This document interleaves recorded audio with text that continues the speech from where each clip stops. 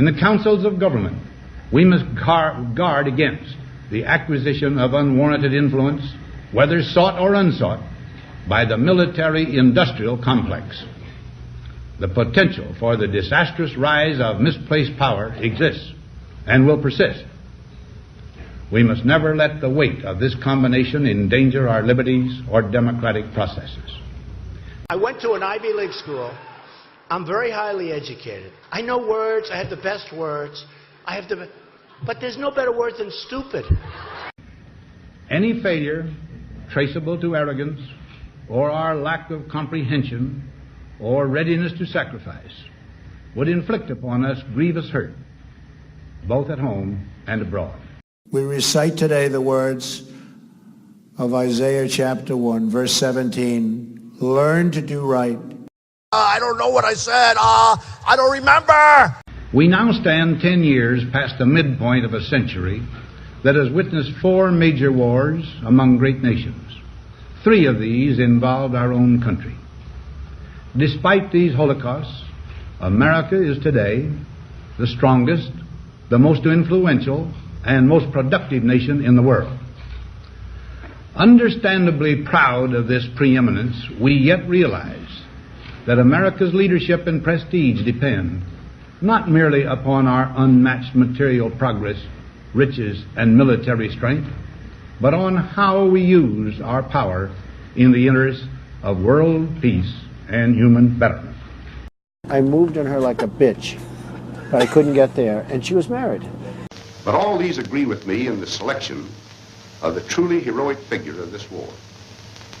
He is G.I. Joe and his counterpart in the air, the Navy, and the merchant marine of every one of the United Nations.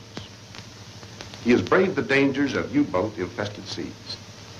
He has surmounted charges into desperately defended beaches. He has fought his tedious, patient way through the ultimate in fortified zones. He has endured cold, hunger, fatigue. His companion has been danger. Death has dogged his footsteps. He and his platoon commanders have given us an example of loyalty, devotion to duty, and indomitable courage that will live in our hearts as long as we admire those qualities in men. But you also had people that were very fine people on both sides. You had people in that group, excuse me, I saw the same pictures as you did.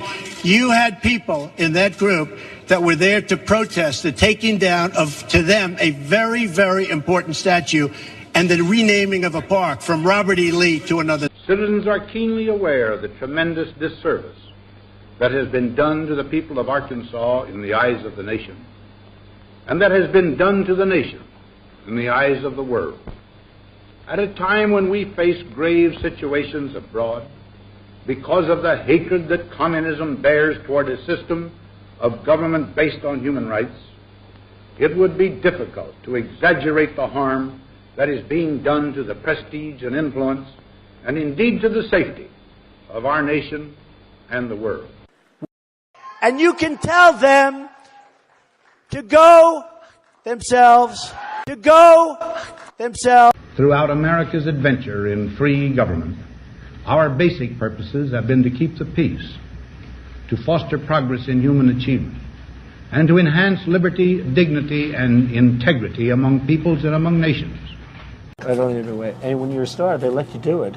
You can do anything. Whatever you want. Grab them by the pussy. You can do anything.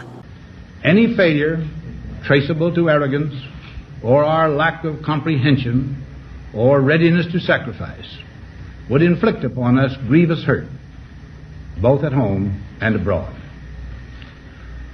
The other group didn't have a permit.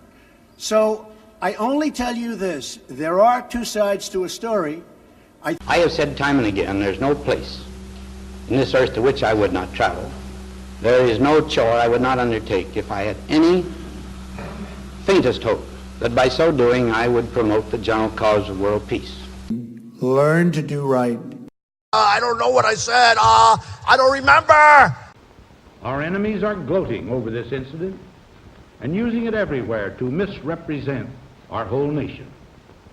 We are portrayed as a violator of those standards of conduct which the peoples of the world united to proclaim in the Charter of the United Nations. There they affirmed faith in fundamental human rights and in the dignity and worth of the human person. And they did so without distinction as to race, sex, language, or religion. And so Andrew Jackson had a history of tremendous success for the country. I think Harriet Tubman is fantastic. I would love to leave Andrew Jackson and see if we can maybe come up with another denomination. in accordance with that responsibility, I have today issued an executive order directing the use of troops under federal authority to aid in the execution of federal law at Little Rock, Arkansas. This became necessary when my proclamation of yesterday was not observed, and the obstruction of justice still continues. Learn to do right. I don't know what I said. I don't remember. Up there, you've got half the room going totally crazy, wild. They loved everything. They want to do something great for our country.